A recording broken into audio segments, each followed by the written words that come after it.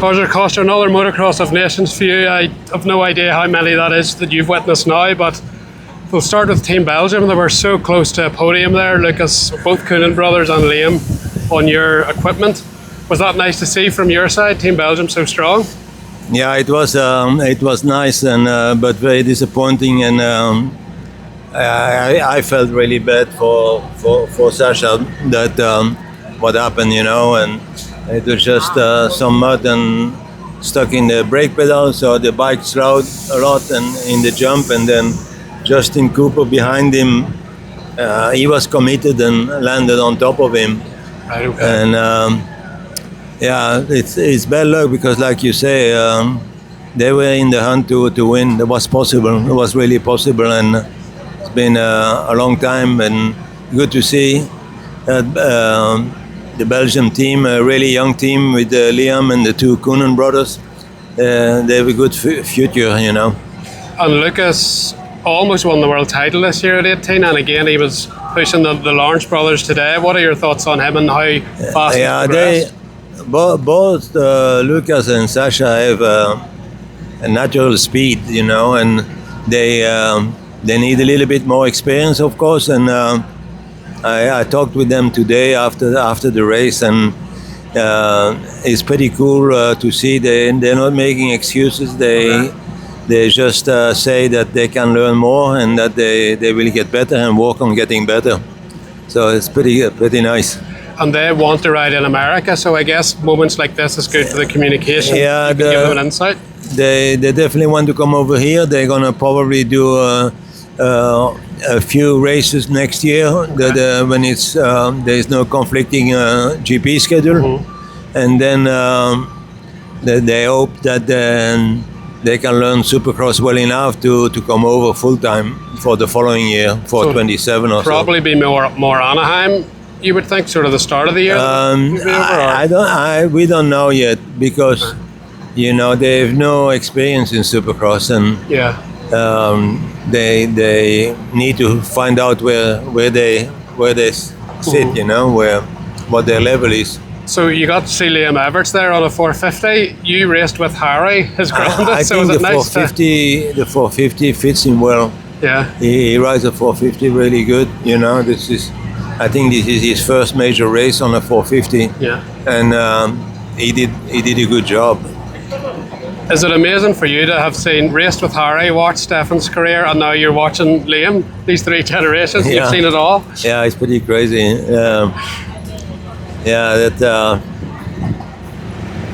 That shows how many years I've been involved, and it's starting to show on my body also. Was it weird for you not to be American team manager this year? Was there less pressure? Could you enjoy the event more, or did you miss it? I choose not to be. I told the AMA that it was time for me to take a step back and let some younger guys do the job. And I still want them to do good, and watching them, and I still will help when I can. But I think the place is feel better with some younger people. Yeah. So looking on the AMS season, Chase Sexton, he was so that close to winning the AMS Supercross title, and then from there it was a bumpy road to the end of the season.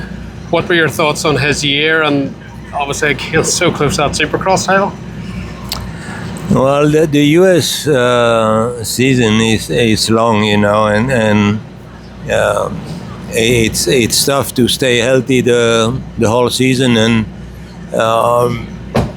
at this time of the year, everybody is already thinking about testing and planning for Anaheim 1, and it's the Motocross of Nations. I love that race, but it comes at the most difficult time of the year also. There's a lot of injuries, like I said. Everybody is thinking about the next year, and riders changing teams. Some teams have new bikes coming for next year, and they maybe more work to do than other teams with the bike settings and so on. So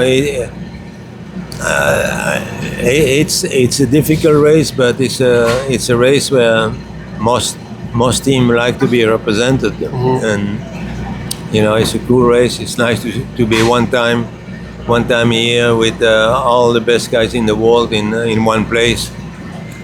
The MS Supercross season, that's the main part for KTM, and Tom Vial got you the 250 title, and Chase was so close. So the outdoors probably didn't go the way you wanted, but you look back as it was a successful season with a first and a second. I'm sorry, I didn't get that last. Do you look back in the Supercross season being successful with a first and a second, even though outdoors didn't go the way you all probably had planned? Yeah, it's been a tough season for us. Although we did not do as bad as some people think. We were competitive. We finished the outdoor 450. It was with a few points, and we won some Supercross races. But Jett was exceptional. And I think anybody that wants to beat him is going to have to get up early. Yeah. When you have Chase Sexton racing Jett Lawrence, and you know how good Jett Lawrence is, what sort of advice would you give Chase to try and beat Jett? Like, what do you see any weakness in him? What advice I would give my riders to try to beat Jett? Yeah. Yeah, like I said, get up early. Just work. but just watch, really observe what he does and how light he is on the bike, and work on balance and focus on what you can do, and not expect that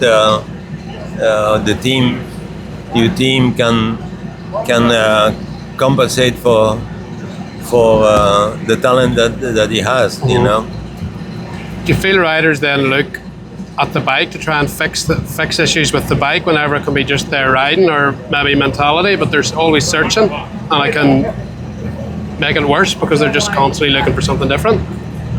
Yeah,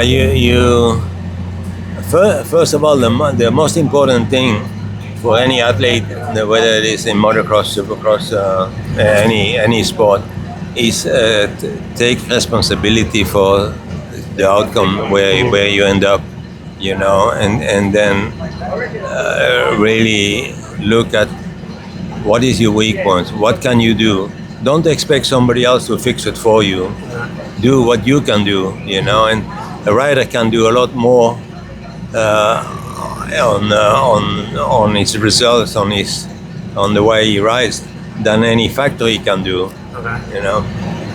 Next year, you're apparently going to have some new riders, some other like this year. I think Plessinger's staying, but how quickly do you have to get the new riders in, start testing, and get all that ready for Anaheim 1? Because there's not a lot of time.